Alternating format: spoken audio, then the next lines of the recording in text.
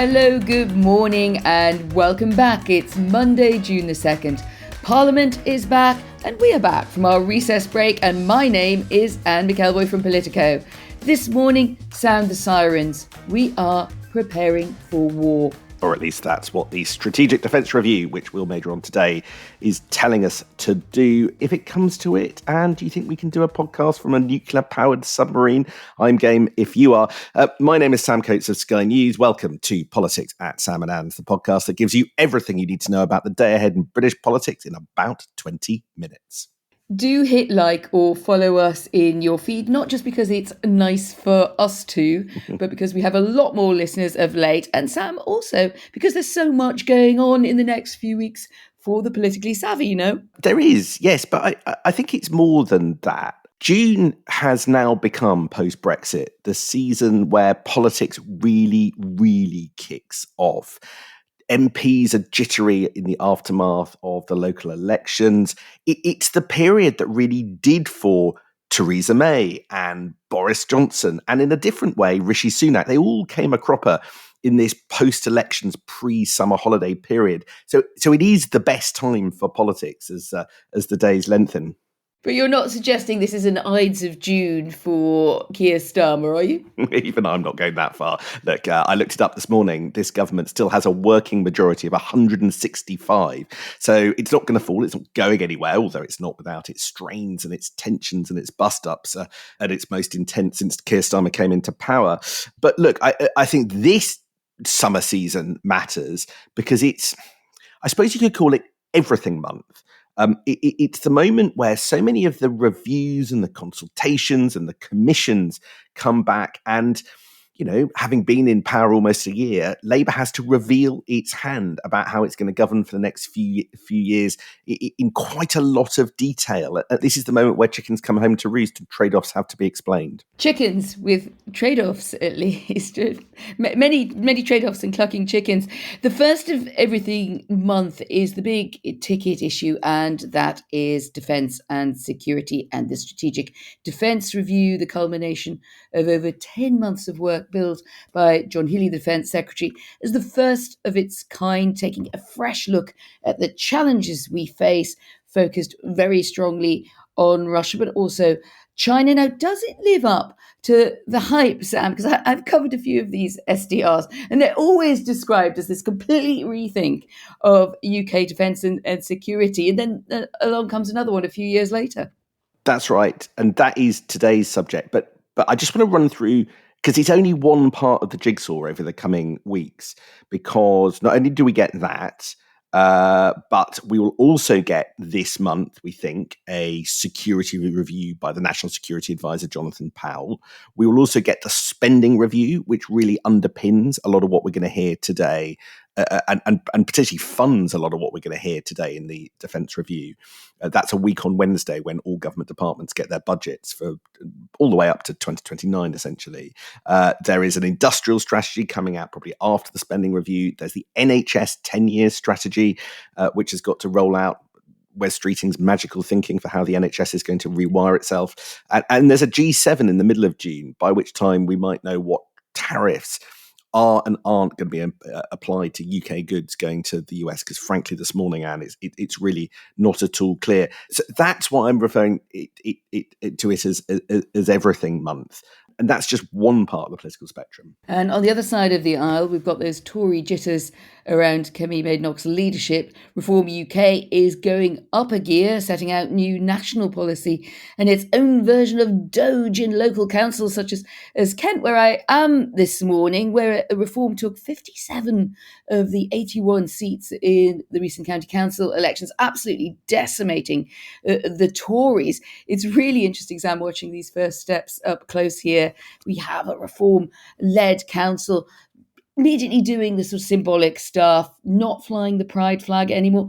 Also, perhaps even more controversially, removing the Ukrainian flag in these circumstances that we're talking about this morning from the chamber, saying it will only fly the flags of the national flags, St. George, the Union Jack, and the flag of Kent, which I have to confess I will have to look that one up.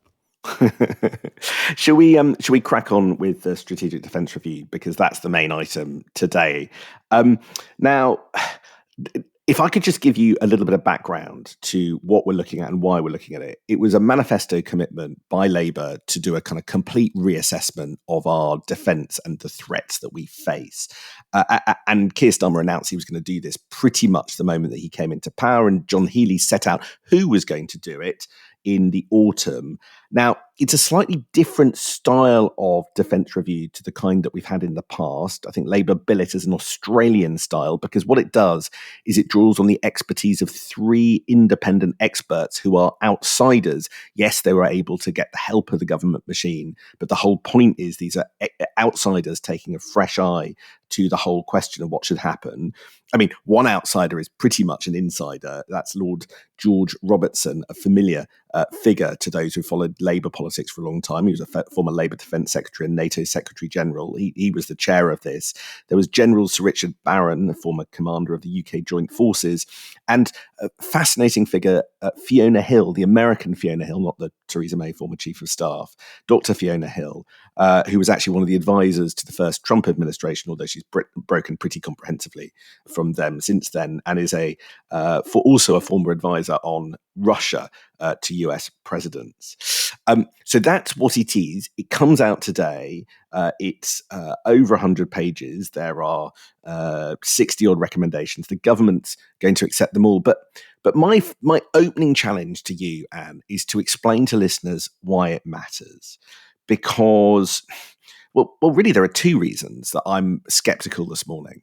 The first is, actually, since this was commissioned, it's turned out that there are 2 other reviews that basically overlap with what I thought this strategic defence review was doing. The first is that one that I mentioned by Jonathan Powell, which looks at all the threats.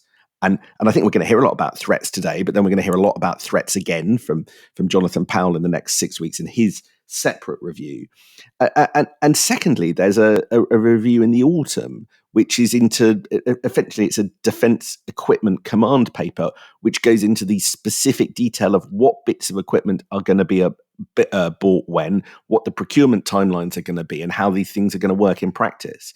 So if 2 other reviews are doing the main bits of heavy lifting, what's today all about? I think that's always a big question when it comes to these defence reviews, because you get a broad sense that the Russia threat is highest up on the government's list. But as you rightly point out, when you want to get into the detail, and we also know, of course, that there's this big focus there on nuclear submarines. We are literally, I might as well say it before everybody else does, we're all going to be living in yellow nuclear submarines, and that's where a lot of the money is going to go.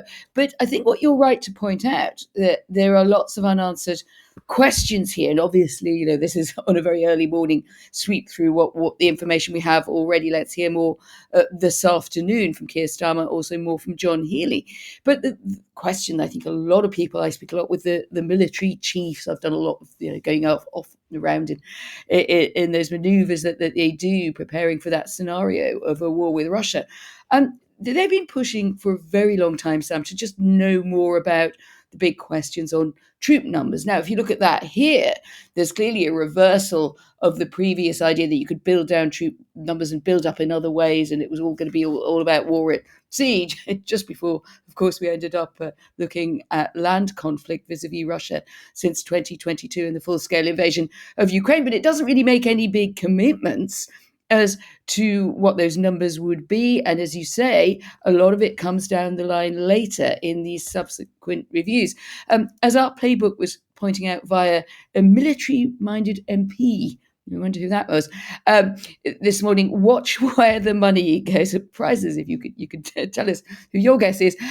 But look at where the money goes. Look at the down arrows, this MP was saying. There are some things that are not going to be as well funded. This is not going to be the big splurge towards 3% in record-breaking time. And did you notice that John Healey said at one point at the weekend he was confident at hitting that 3% target as a percentage of GDP to be spent on defence, but then he seemed to kind of back off it. I don't mean that he's backing off the 3% target, but he did sound a little less bullish, shall we say, by the end of yesterday for whatever reason. Oh, absolutely. He started off telling the Times that it would happen, and then he ended up saying it was still an ambition when he was talking to my colleague Trevor Phillips yesterday morning. It does feel like he was a bit squashed by the Treasury over that.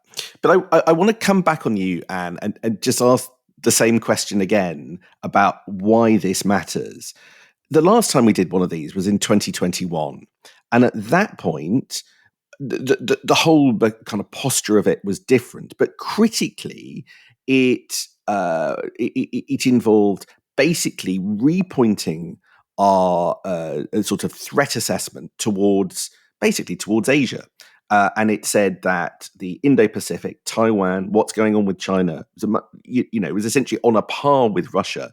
But critically, it had absolutely no foresight about the massive war on Europe's shores that was about to take place. So the 2021 integrated review, the last one to take place when Boris Johnson was Prime Minister and Ben Wallace was the Defence Secretary, didn't anticipate and didn't build up forces for a Ukraine-Russia conflict, which is now all dominating the kind of military security sphere.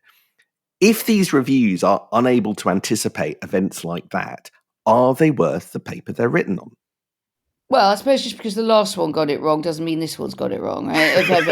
I feel like just occasionally, you have to. Sam, you ask such horrific early morning questions, and sometimes I just have to go, yeah. Well, I'm thinking about that, and the reason I did pause on that was when you say we got it horrifically wrong. It's not entirely true. I mean, I did spend quite a lot of time rocking around with the army chiefs around that time, doing shadow exercises in the middle of the German plains, which were clearly meant to prepare for a Russia invasion. The difference is that now they called it the peer enemy, except when they'd had a couple of beers in the evening, and then they called it Russia. Sorry, guys. But so it was not the case that there was a complete lack of preparedness. I think that would be very unfair. It was Nick Carter who was then, overall in charge of this. This was a team that was very, very focused on the Russia threat and frustrated with a lot of European allies for lagging on it since the first invasion of 2014 and other intel that they've been picking up, and also the attacks on British soil, of masterminded by Vladimir Putin and his KGB goons. So I think where you're right to sort of push me is I do not know why that did not feature more in the last review, and are they trying now, in a way, by putting almost tabloid headlines on this about the Russia threat, are they trying to put right that perception that these reviews got so baggy? They tried to pivot to Asia. And it was all, I mean, I cannot say it often enough, and it was also very much this happened in I think a lot at the high strategy level under the last government. There was this big thing about it's all about sea power, it's all about Asia, it's all about far-flung British global force projection. I don't want to say blah, blah, but, actually that did seem a bit odd when you ended up with Ukraine on the European landmass, dragging us and others into the danger of conflict, and also with the Baltic states, which is just on the landmass. You don't need to be an expert at playing Risk to know that. So I think you're right. I think these two things were not well aligned, and this is an attempt to bring it together. Now, I doubt you'll be happy with that answer. Look, I think it's the best available answer that there is. Now, I'm not going to pretend that the specifics of defence budgets and strategy are in my sort of core competence here. But I did spend quite a lot of time yesterday trying to work out the best way for myself to understand what's going on. And actually, I dug quite a lot deeper into basically just putting side by side what we're expecting from today's defence review with what we got in the 2021 integrated review under Boris Johnson. And actually, that's where you can see that when you put it all together, this feels like a massive departure from that. Now, whether that means that things are going to be done very differently, it feels like this government is signalling like it is. But can I just run through the sheer numbers of things? We touched on some of them that are very, very different from 2021. So, first of all, there is if 2021 tilted towards the Indo-Pacific, absolutely firmly, this strategic defence review will tilt back to the NATO front line. European security is now the core mission. Russia is the top tier urgent threat. And that is a big point, I think, of this, to identify Russia. And that brings us into line, I think, with some of the language around NATO much more closely. And I think now our official policy is much closer to NATO policy. Another big change from 2021, we touched on it, the integrated review back then cut the army and focused on tech. This one is far more traditional, conventional. It talks about the importance of building up conventional forces and the sort of multiplier effect that has. The 2021 review maintain Trident. This one invests in Trident. I think we're getting 15 billion in sovereign warheads. So that actually, and we saw some of the reporting around maybe having a nuclear deterrent based off fast jets over the weekend in the Sunday Times, building on previous Times reports. And then you've just got this idea that we are going to become a nation of assembly lines, munition assembly lines, and we'll see whether that works in practice. Notable that the government didn't actually spell out where.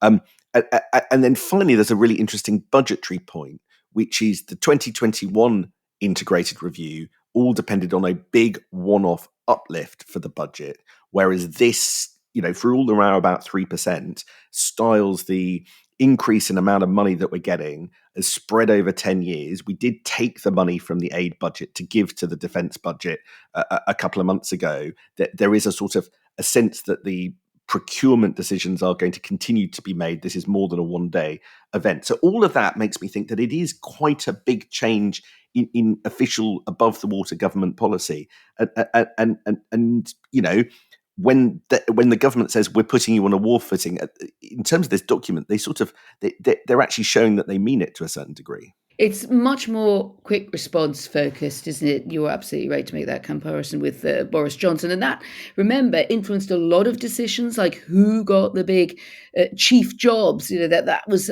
also something I think that will be a shakeout from this, Sam. It's like when we look down the line, who will be the beneficiaries of this within the different wings of the armed forces? Well, one thing we do know is that there is a focus, there's $1 billion there for technology for quicker strategic decisions, which in essence admits that there was a bit of a gap around that. So I think you're right. It is much more, it's intended to be a continuing commitment. It's much less of this one-off uplifts and then let's leave defence for a while and get off, do other things with the money. So I think that is true. Interesting angle that my colleague Esther Weber raises this morning at Politico, which is how does this go down with Donald Trump and with the administration? We've spent a lot of time on the podcast in last week talking about the transatlantic relationship and the pros and cons of trade deals and the role of Peter Mandelson, et cetera, et cetera. But, I wonder whether this somewhat soft treatment of the 3% target is going to rile Donald Trump. I guess it depends how they tell it to him. No, but it's not quite the absolute commitment that he wants to hear, I think that's absolutely fair. Also, just the language around China. Now, it's not that it's softer, it's just that it's quite clear that Russia is a bigger threat. When you listen to the US president talk, it's not always clear from Donald Trump's public communications that he sees Russia as a threat as much as potentially a trading opportunity one day in the future if the Ukraine conflict is sorted out. So I think that is a valid question. We're in such a confused space around American foreign policy at the moment that it's one of those things that you just don't know how it's going to go down. In the week where we were away, of course, Trump upped tariffs on steel imports to 50%. There's a lot of confusion about whether that's going to apply to British steel. My colleague Mark Stone told that it won't, but some sources in Westminster still seemingly unclear. The decision by the courts to strike down some of Trump's trade deals and tariff policies that was reversed a little bit later. Well, the consequence of that is unsure for our trade deals and others. All of this feels like it's in the mix. Basically, it feels like Donald Trump's tariff policy and therefore his foreign policy is still being formulated. And at some point, America's got to decide on its poise towards China. Is it going to be very hard line and therefore get upset with the language in, for instance, today's Defence Review around China because it's not tough enough, or is it fine and does it not play into that? We just don't know yet. The language around China is really interesting here, isn't it? You notice the use of the word sophisticated to describe the Chinese threat brackets challenge, and it's very clearly not using anything like the same heat of language used around Russia. My guess is there that the aim is to prepare for more aggression by all sorts of means from China, but not front up the government in Beijing, the leadership in Beijing, by sort of provoking them in this review. So my guess around this, we were quite interesting. Let's look to the next few days and how do people respond to it, particularly China hawks, is that the language has been deliberately softened in order to diplomatize and keep that strategic pivot that Rachel Reeves and others have made in order to get trade advantages for the UK from China, while still allowing the Defence Review to prepare for the fact that China is a threat, whatever you call it. One final thought. I wonder whether the threat assessment that Jonathan Powell comes up with in his foreign policy security review is word for word identical to what we see today. Because if it isn't, then we don't have joined up government. If it is, kind of what's the point of the Jonathan Powell review? Wasn't he all over this as well? It's a weird conundrum that, just the kind of what are they doing? Today's review commissioned, appeared in the manifesto, commissioned back last summer. We only found out about the Jonathan Powell review in April. I'm going to be putting the sections on China and the sections on Russia side by side and seeing whether they're the same or they differ in any nuance at all. And I just can't quite understand why we're going to have two documents. Although it's a little unclear whether the Jonathan Powell one will eventually be made public, but two assessments within a month that both are meant to determine government policy. Thank you very much indeed for listening. We look forward to John Healey and Keir Starmer stressing their stuff today. And we'll be back tomorrow on Tuesday's Politics at Sam and stay safe until then. See you tomorrow.